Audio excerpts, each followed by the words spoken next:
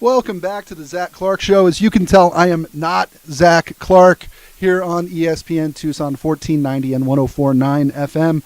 My name is Ryan Finley. I am the sports editor of the Arizona Daily Star. I will be filling in here for Zack over the next few days while Zack gets married and celebrates a sacrament with his wife.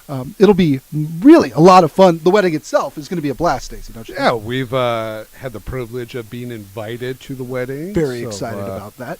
I'm just hoping it goes a little something like this. Marriage. Marriage is what brings us together today. Marriage, that blessed I got a lot of it here. That dream within a dream. Then love, true love, will follow you forever. So treasure your love. Skip to the end. Have you the wing? No. Who hadn't seen this movie when we discussed Zack. Zack Clark of the Zack Clark Show. While we are shaming him, we shamed him in the last hour for getting a spray tan, making himself all orange. And now we're going to shame him in the second hour for having never seen The Princess Bride, a wonderful movie.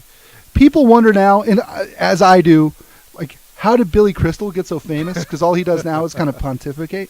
He got famous doing The Princess Bride.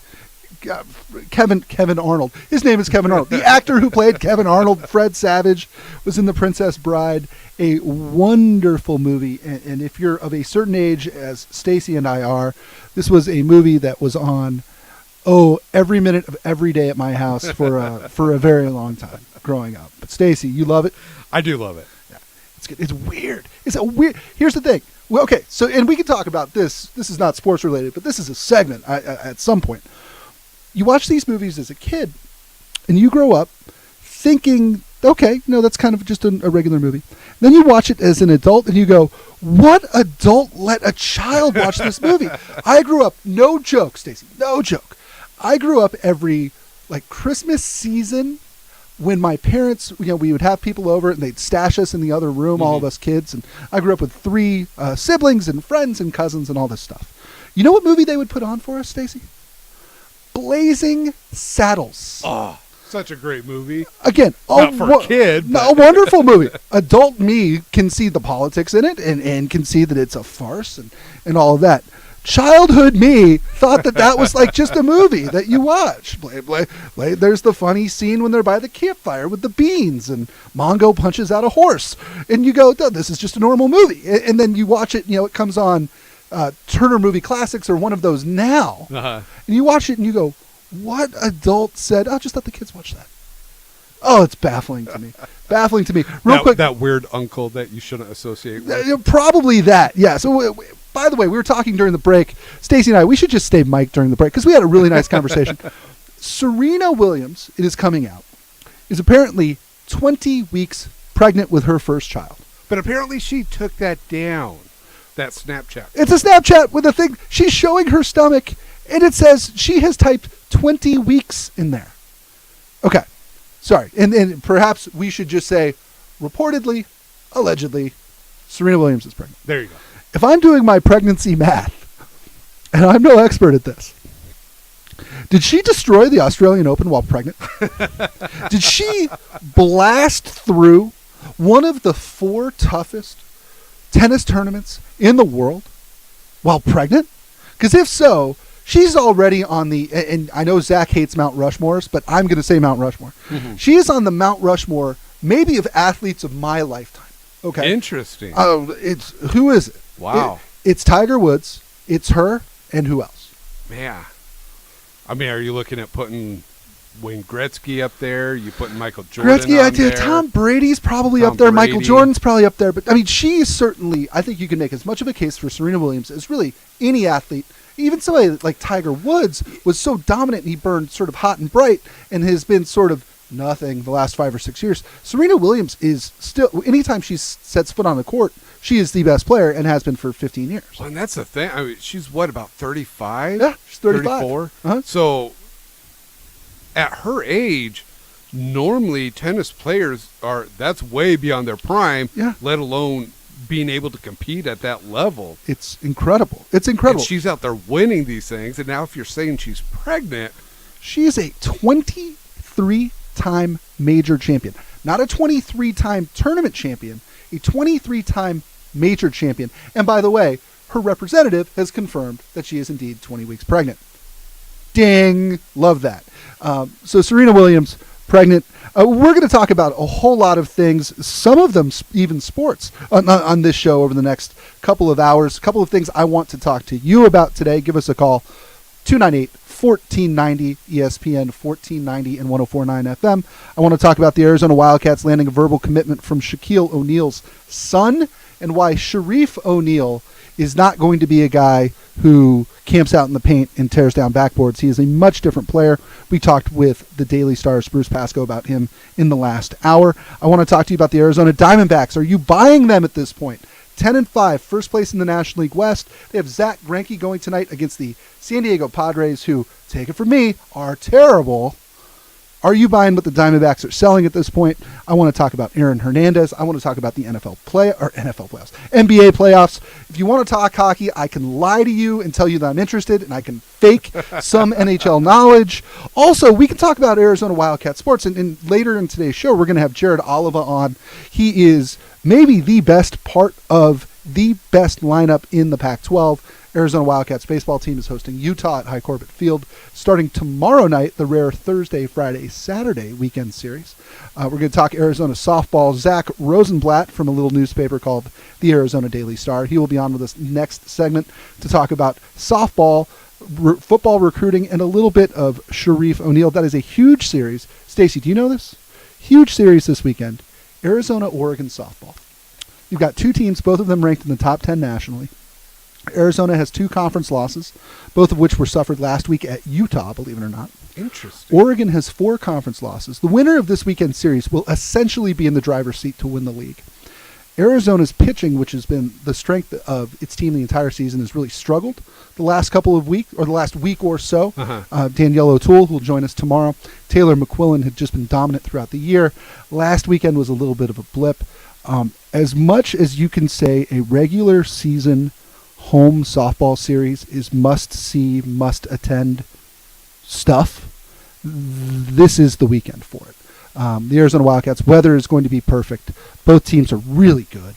It's going to be televised on the Pac-12 networks, so if you are one of the 3 people in town who can get the Pac-12 networks, tune in. That is going to be huge. And so we will talk softball with both Zack Rosenblatt and today and Danielle O'Toole tomorrow. Real quick, Stacey, and I wanted to work this into our open in the 4 o'clock hour and just couldn't get to it. I wanted to tell you about my favorite moment of last night's Diamondbacks game. Can I tell you? It wasn't the Diamondbacks winning. It wasn't. It was not the Diamondbacks winning. The Diamondbacks were beating the Padres 11-2 in the 9th inning of last night's game, and the Padres had a pitcher on the mound, Christian Bethencourt, who you may know as a guy who was a catcher last year and is a very terrible reliever this year. Because, hey, why not, right? They lift him. Andy Green, greatest Tucson sidewinder of all time. He's now the San Diego Padres manager. Walks out in the 9th inning with 2 outs. Points to the shortstop and goes, "You're pitching." So Eric Ibar, who's 77 years old, playing shortstop for the worst team in baseball, trots to the mound, a big smile on his face, and proceeds to warm up. He only needs like 5 warm-up pitches because his arm's already tired because he's 100 years old. He's smiling. The ump is smiling. The catcher is smiling. The infielders are smiling. I forget who's hitting for the Diamondbacks. There's 2 outs in the top of the 9th. Diamondbacks are up by 10. I think it's Jeremy Hazelbaker. Eric Ibar flips up a fastball on the first pitch, down the middle, strike 1.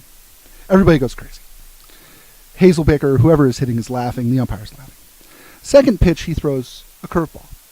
I mean, throws a curveball like me or you would throw a curveball. A big, looping, ugly thing that lands right in the strike zone for strike 2. So all of a sudden, it's an 0-2 count. Again, Padres getting killed. Diamondbacks killing them, 11-1 or 11-2 in the 9th. The crowd is on their feet. All 5 people? All 5 people who have stuck around for this late April National League West showdown.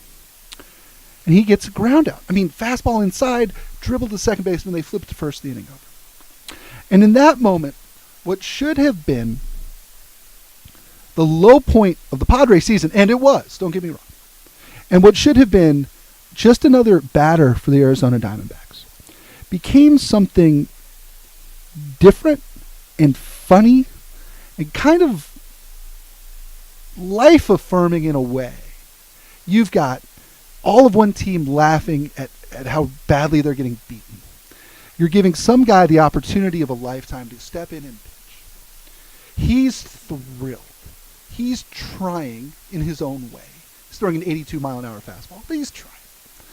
You know, and when I look at sort of what me and you are going to be doing, Stacey, over the next 3 days, I mean, I am the Eric Ibar in that situation. Zach is getting married, right? Somebody has gone, newspaper guy, host the radio show. And I go, I've always wanted to host a radio show. And I'm going to go up there. And so long as I am not booed for throwing an 82-mile-an-hour fastball or flipping up the world's worst curveball, this is going to be a really fun week. Because I think that there is something so unslick about my little experiment here that I think that we're going to have a lot of fun. And so if you'd like to check in, call me, tell me how I'm doing, yell at me, talk Arizona basketball, give us a call, 298-1490. We are here on ESPN Tucson, 1490 AM, 1049 FM. We're coming up soon. Zack Rosenblatt from a little newspaper called the Arizona Daily Star will join us next. We will talk Arizona softball, football, and basketball. Give us a shout, 298-1490. We will talk sports.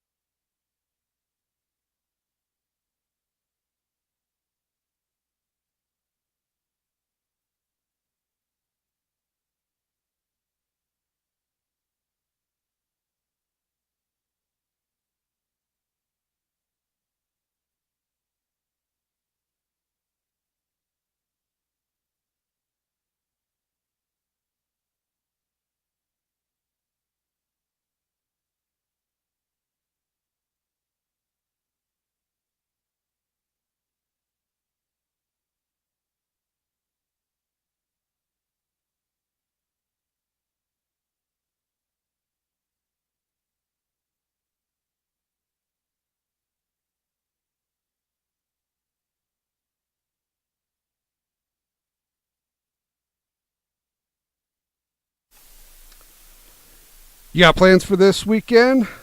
The firefighters and brewers have joined forces once again for the second annual Baja Beer Festival at the Rito Park this Saturday. The Baja Beer Festival will feature over 50 breweries, 200 beers, local vendors, and live music. All the proceeds will go to benefit the Northwest Firefighters Charities and the Arizona Craft Brewers Guild. So if you want to go to BajaBeerFestival.com and get your tickets today. That the Arizona Craft Brewers Guild already gets a pretty good segment of my paycheck every week. I think it all somehow goes back to them. This is Ryan Finley from the Arizona Daily Star filling in for Zach Clark while I'm using air quotes here, so you have to hear me, gets married, and he needs time to go tanning and try on tuxedos before Saturday, which is the big day. We are all very excited for Zach, and it is going to be one heck of an event. Stacy, will we be giving to the Craft Brewers Guild in our own way that day, do we think? Zach will be doing it on behalf of us. On behalf of us. There we go. Fantastic. Well, joining us now from the Arizona Daily Star, Zack Rosenblatt. Zachy, what's going on, man? Not much, boss. How's it going? I'm doing okay. How's that story coming? I'm calling to bother you about your story about Arizona-Oregon softball. How's that coming along? Well, I'd be finishing it if you could get this conversation over with. Well, tell the folks. This is what we'll do. Just tell everybody what your story's about, and we can fill this segment. Arizona plays Oregon this weekend. You want me to just read it from start to finish? Just read it. Right, exactly. By Zack Rosenblatt, Arizona Daily Star. First, real quick here, Zachy. Arizona-Oregon starting Friday at Hillenbrand Stadium. It is a showdown between two top 10 teams, two great pitchers. This is the series of the season to date. What is Arizona saying about Oregon and about these games? Yeah, they always do a good job of the traditional coach speak message of it's just like any other series, but you just talk to them, they can feel it. There's gonna be it's gonna be on national TV. Oregon is the team that's won the Pac-12 title the last few years. Arizona hasn't been in the running for it in a few years, and if Arizona wins this series, they pretty much, not technically, but they're most likely going to win the Pac-12. And if they lose it, they'll still have a chance, but Oregon will probably be in the driver's seat. So there is a decent amount at stake here. Absolutely. Arizona's 2 games up on Oregon in the Pac-12 standings right now. Wildcats have 2 conference losses, and Oregon has 4. A series sweep this weekend, you'd think, would put them pretty much in the driver's seat to win the whole thing. Zach, does anybody talk about what happened up in Eugene last year? The Wildcats went up there. The Ducks had Sheridan Hawkins, and if I remember correctly, I don't think the U of A scored. Yeah, I think they were shut out the entire weekend. But yeah, they all brought it up. They said, we didn't play very well last year, and it feels good to come at home. They know that the crowd is going to be popping. It's going to be. There's always great crowds at Hillenbrand, but this is going to be a sellout crowd and a big series, and yeah, it's going to be exciting. Absolutely, Zachy. We obviously, when it comes to Arizona softball, they're always good, right? They're always among the nation's top 10, 12 teams. To me, at least from afar, this team seems special even by those standards. What makes them so good? You're talking about Arizona, right? Yeah. Yeah.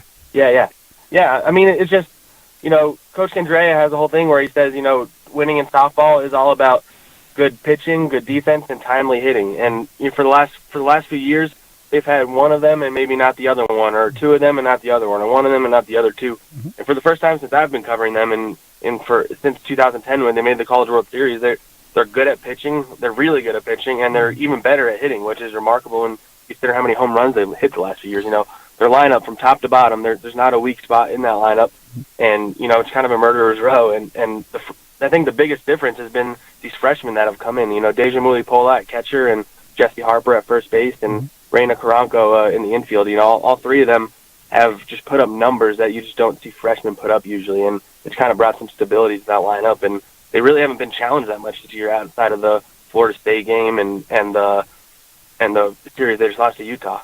How did they explain sort of what happened last weekend in Salt Lake? I know it was cold. I know that they were victim of a little bit of bad luck, but what did they say happened in losing 2 of 3 up there? Coach Candrea brought up, it's it's a different place to play. The field has way different dimensions than most of the other stadiums, and it was 50 degrees there, and they're used to the heat out here, but they knew all that going in, and he basically just said they just kind of didn't play as well as they usually do. The offense kind of went silent. The pitching wasn't as stout as it usually is. And Danielle O'Toole today, she pointed out, she's like, I wasn't necessarily happy that we won, but it's better to lose that series than once we get to the postseason.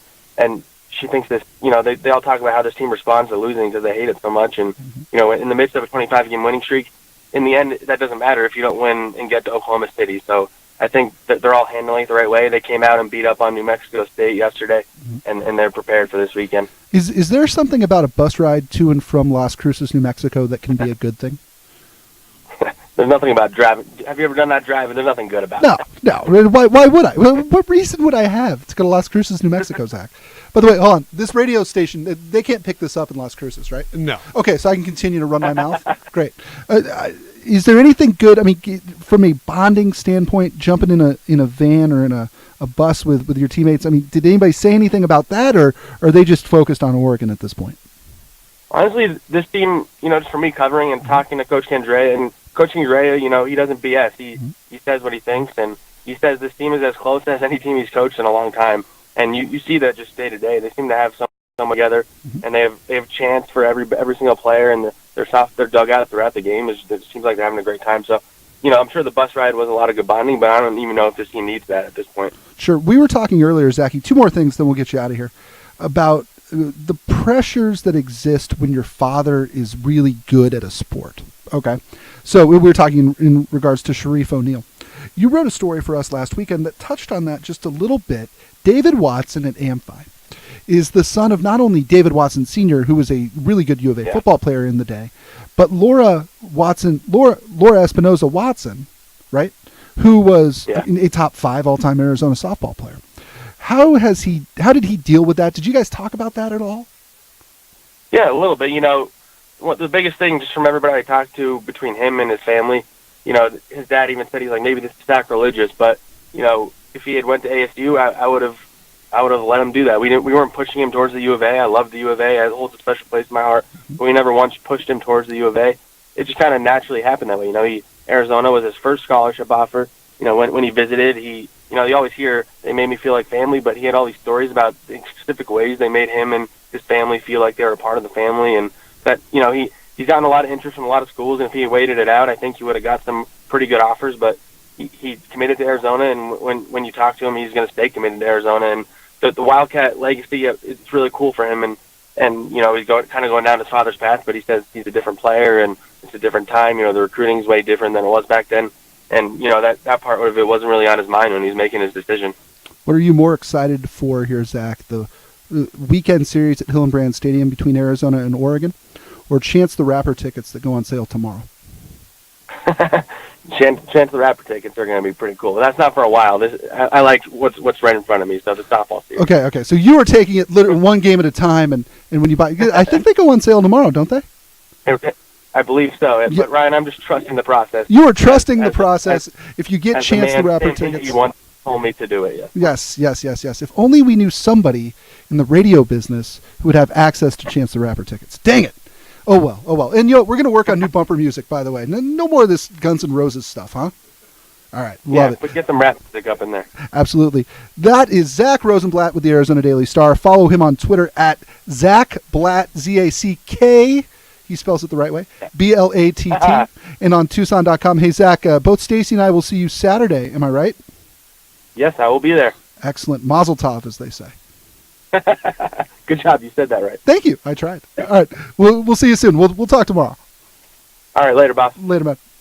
That is Zack Rosenblatt from the Arizona Daily Star. You can read him, and I'm admittedly biased here, but all of the Daily Star's great work at Tucson.com. Stacy, let's take a break here, and when we come back, we will talk more about the addition of Sharif O'Neal, what that means for the Arizona Wildcats going forward, why Sean Miller is undefeated since the Arizona Wildcats lost in the NCAA tournament, and what that means for the U of A going forward. This is ESPN Radio, 1490 AM, 104.9 FM. And if you would like to participate in our Corona prize pack giveaway, Go to our Facebook page right now, and you will be able to participate and have an opportunity to win. So the first caller that can call in and translate the phrase that we put up will be able to win.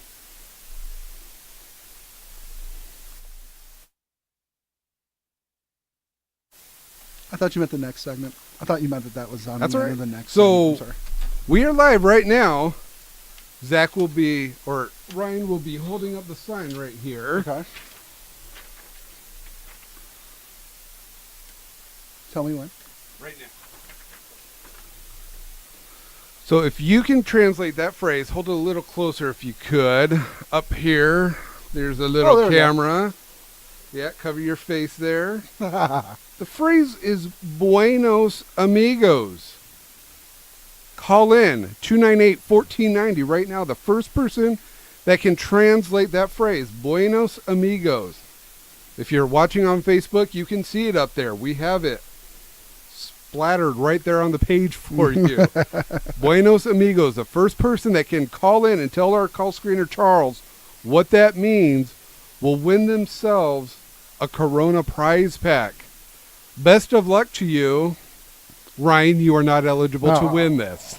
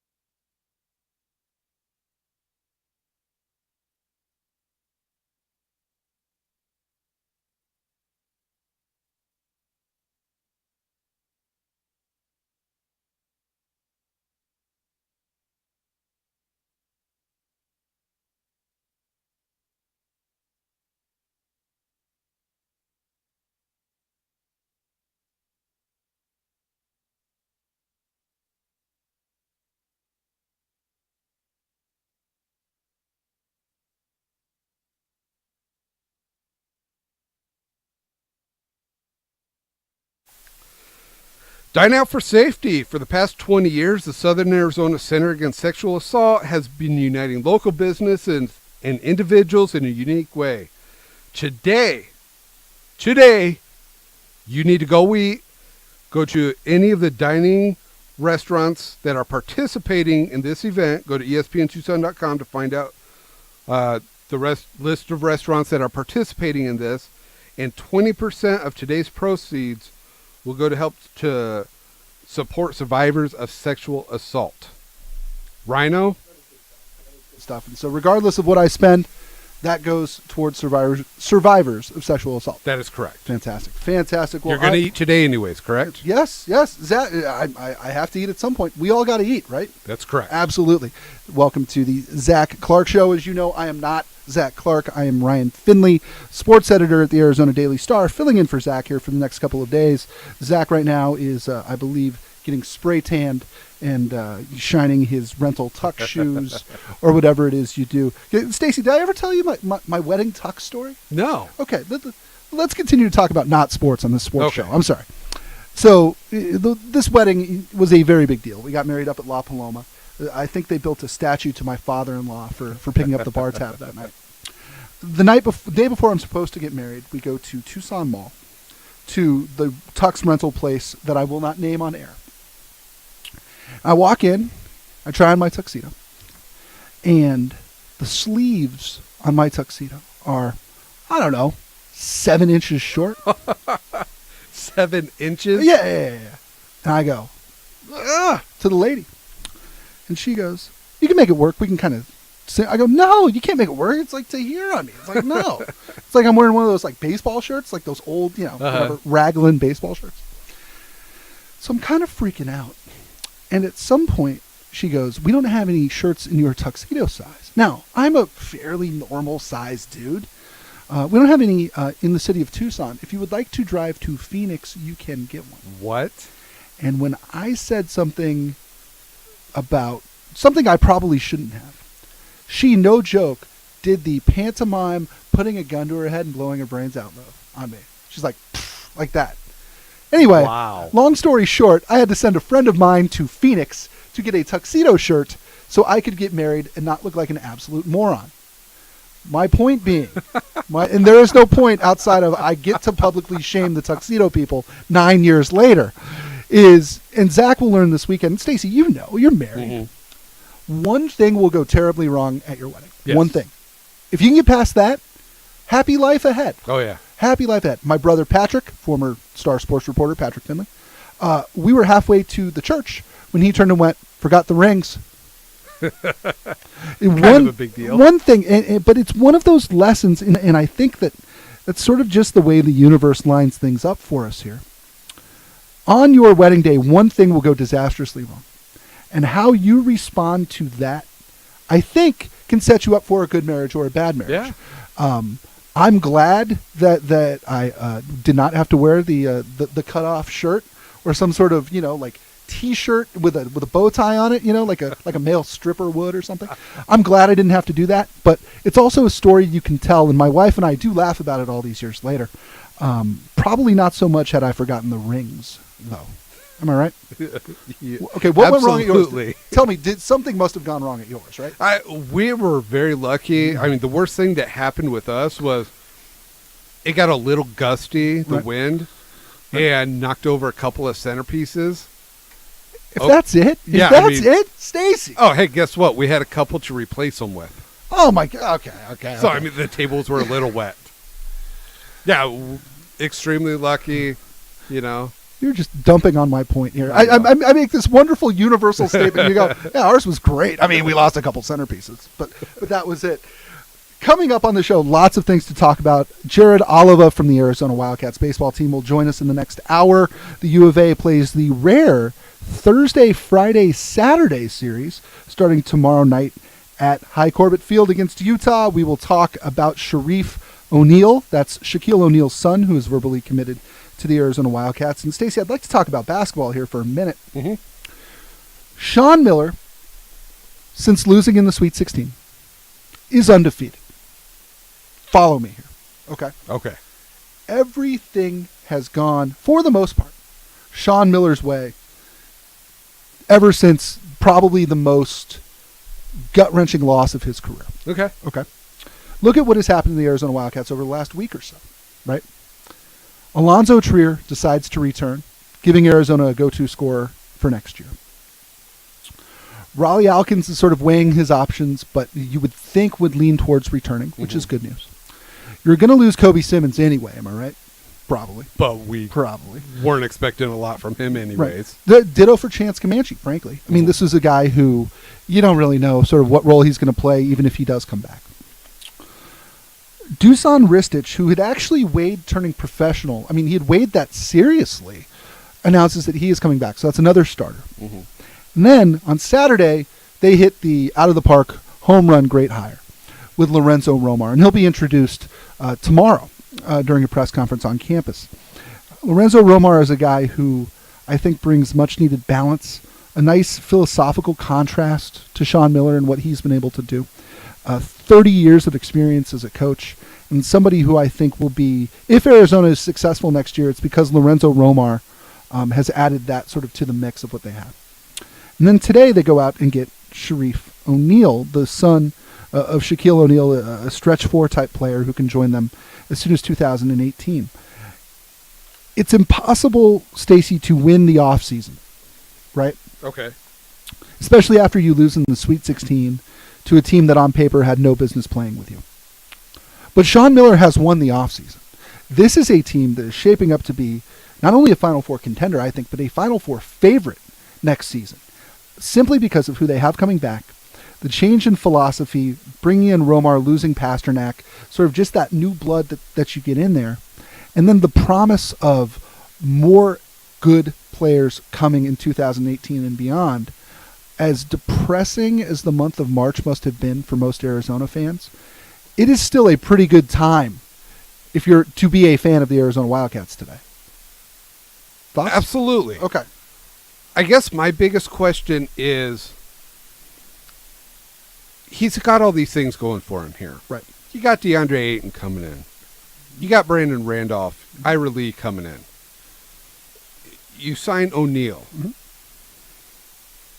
How are you going to make that work for you? How are you going to turn that into a Final Four, a national championship appearance? This is a guy who did that with Stanley Johnson, who famously, I mean, was not used to playing second fiddle to anybody during his time here. I think that is one of those sort of coaching gifts that really, despite it all, Sean Miller has really proven to be good at, which is, yes, there's only one ball, but he does a really good job of getting these 5-star guys and these 4-star guys to sort of play together as a team. Yeah. In fact, if you look at the players that Arizona has lost over the years to transfer or because of playing time or things like that, they don't necessarily turn into these world beater type guys, right? Mm-hmm. I mean, you look, they lost a player to LSU a couple of years ago. Angelo Chol going to San Diego State. Guys like that. Sean Miller does a really good job, I think, of getting guys to buy in to a team thing. I don't think that their problem this year was lack of buy-in necessarily. I think their problem this year was they only played at full strength, such as it is, for a handful of games during the regular season. And they played in so few close games, Stacy, that when they hit a close game in the NCAA tournament, I thought that you had everybody kind of looking at the bench like, what do we do now? Right? Mm-hmm. Some of that is bad luck. Some of that is poor scheduling.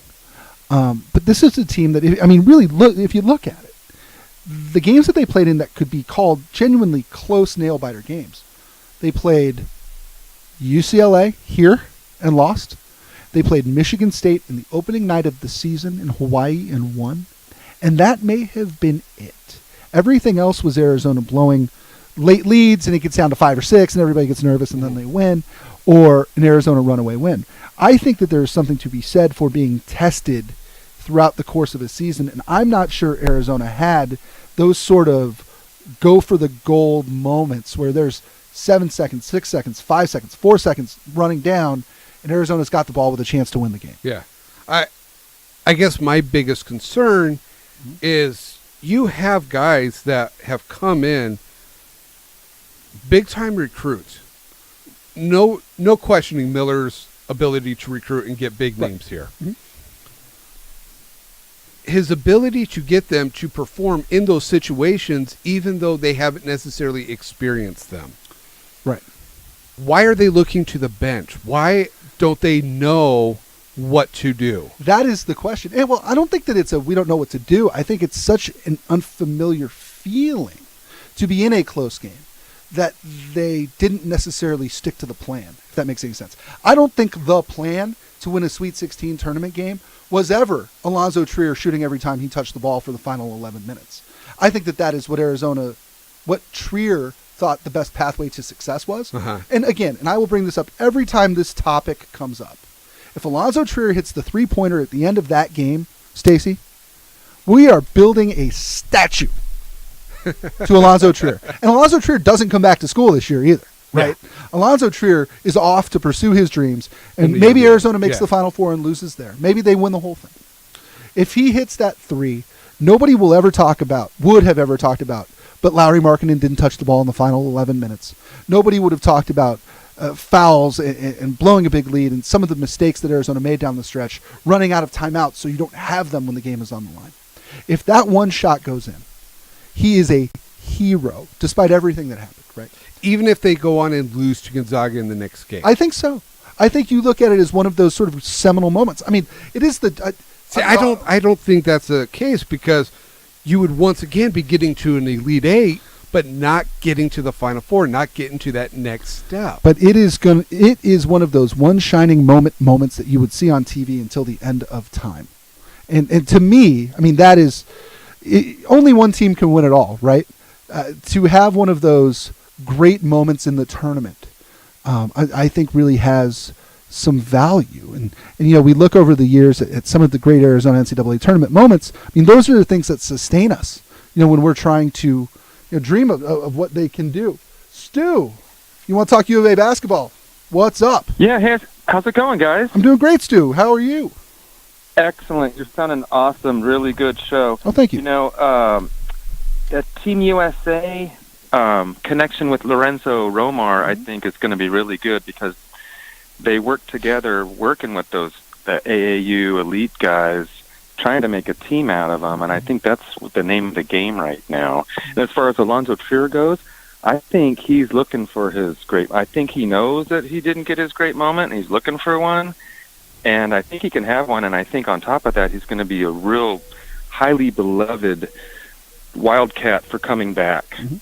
Stu, thank you very much. That's a really good point. And Alonzo Trier, don't underestimate, too. The biggest influence in Alonzo Trier's life from a basketball standpoint is who? Do you know this, Stacey? No. Lorenzo Romar. Alonzo Trier grew up going to Lorenzo Romar's camps in Washington. They stayed incredibly close, even after Alonzo Trier verbally committed and then committed to Arizona. And I was telling Greg Hansen this earlier today in a video we shot. If Lorenzo Romar is only the Alonzo Trier whisperer for a year, right? If he comes in and if he is sort of Alonzo Trier's corner man, he gets him doing the right things, staying focused. If he makes sure that Alonzo Trier becomes his best self, is he not worth the $400,000 that Arizona is going to pay him? Oh, no, I think bringing Lorenzo Romar in is a great step, a great asset to the team and to the organization here. I just worry you're doing all these things correctly. You're bringing in all these studs, all these big-time names. You're bringing in great coaches as assistants and this sort of thing. I'm just curious, because it hasn't translated over not just to the season, but to the postseason. Right. But you got to repeat after me, Stacey. Winning is really hard.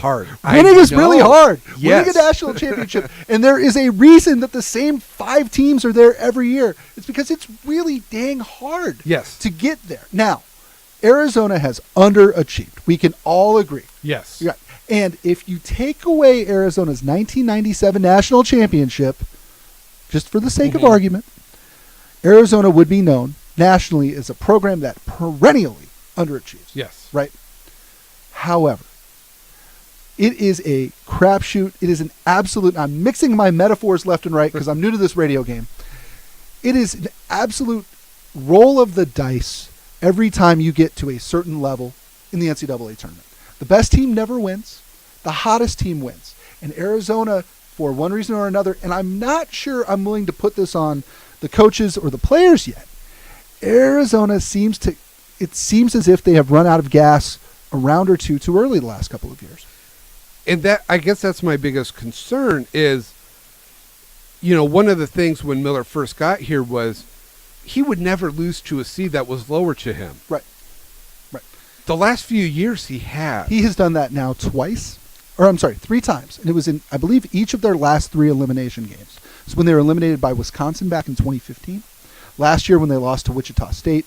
And again, everybody talks about the terrible seeding in that game. But I get that. We get that. But and then this year to Xavier. Yeah, it's a situation where, okay, if you lose one of those games or 2 of those games, I understand. It's the tournament. It's really hard to win. Winning is hard. I get that. Right. But you need to win at least one of those, if not 2 of those. But at what other schools, and we can count them on 4 fingers, Stacey, at what other schools is anything short of a Final Four a flaming disappointment that is talked about on the radio all offseason? I mean, North Carolina, Duke, Kansas, and here?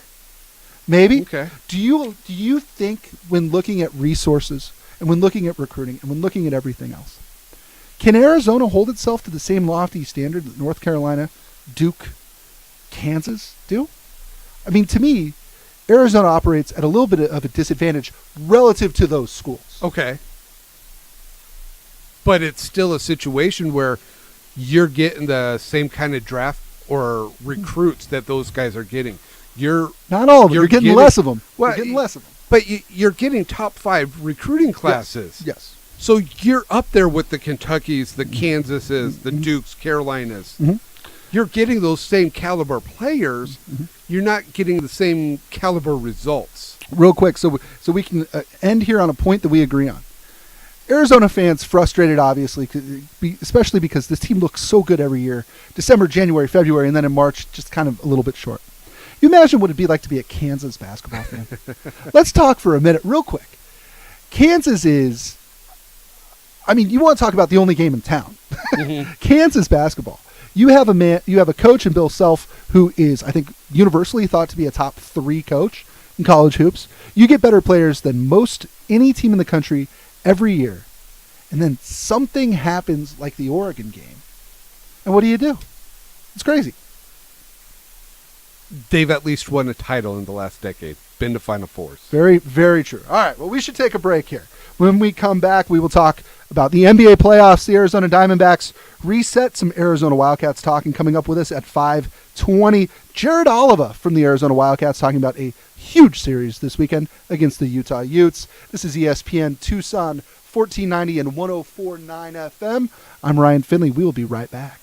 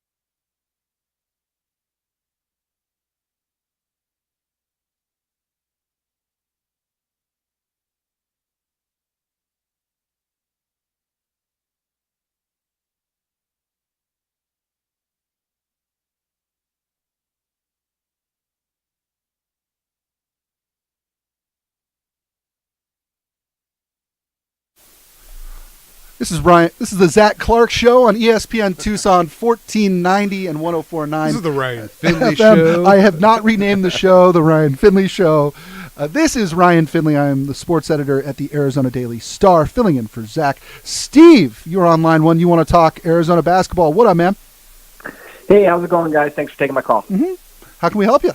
I just had one comment, and I know you guys were trying to talk about a different subject for this segment, but I caught the comment you made about Arizona running out of gas at the end, a couple rounds too early in the tournament. And I hate this when they do it in the NBA, when they're resting players like they're doing constantly now. But is it something that Arizona could consider doing for maybe away games against a slouch team, resting some of their players? And just wanted to say that comment. I'll hang up and listen to your response. Steve, that is a great question. I don't think it's a resting players issue. I think it may be a Pac-12 tournament issue. And I've been vocal against this, I think, on this show in the past.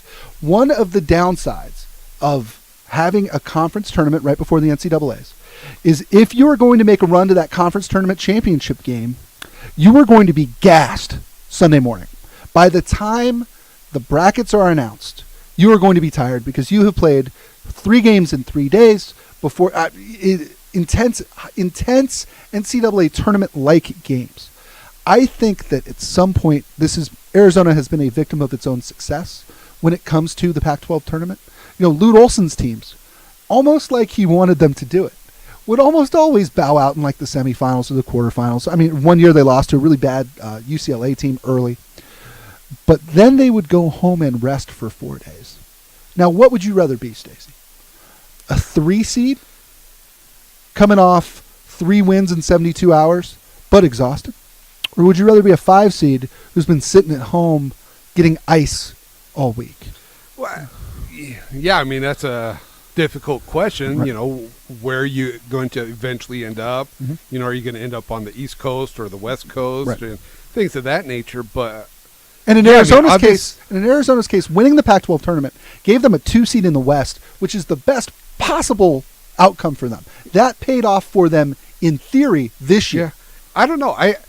I look at this team this year and they didn't have their full team all year. Right. A lot of guys got a lot of work early, a bigger load than they normally would have, but guys like Trier got you rest for quite a bit. So Absolutely.